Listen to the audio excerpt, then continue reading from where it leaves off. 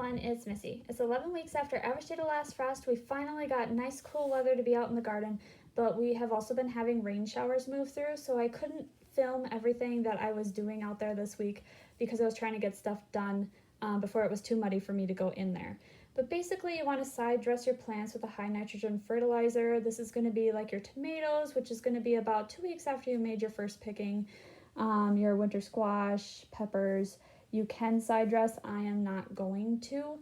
And then the sweet corn, I'm not side dressing at all because they have reached their prime and when they're not putting on any more ears, so I won't be doing that this year. You don't want to overwater your melons because the fruits are starting to mature, but you do want to pinch off any kind of late blossoms. Basically, I'm pinching off the end of the vine so that way they will stop growing more vines and focus more on maturing the fruit. The herbs, you definitely want to cut back your shabby looking plants. Buckwheat, we are sowing in vacant areas in our garden this week. I am not growing any kale or leaf lettuce, spinach, or root crops, but you can obviously do this. I'm also not growing any parsley, but you would want to do this if you want to have pots for indoor use.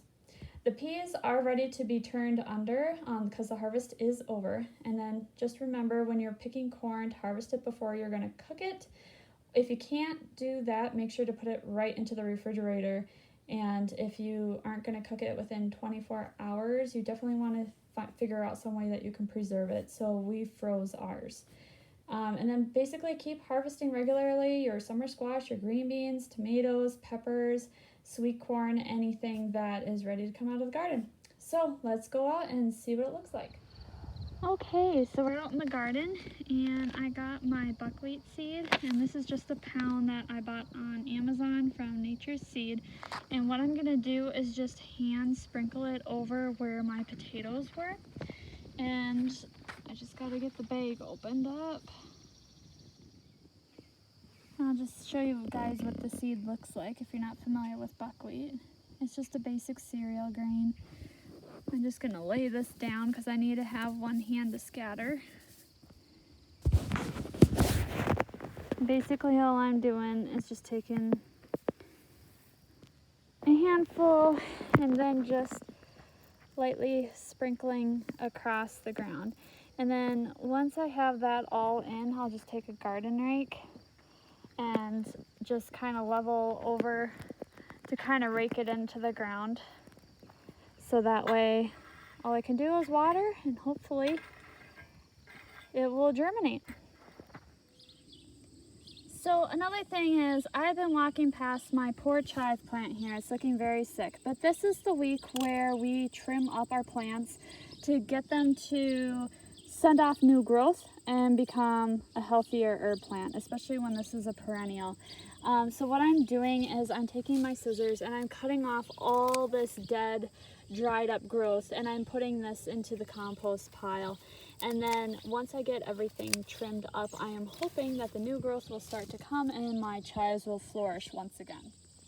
Okay, you may not recognize it, but this is the pea patch. What I did is I took the fencing out and I'm letting the pea vines basically dry up and brown up, which they did.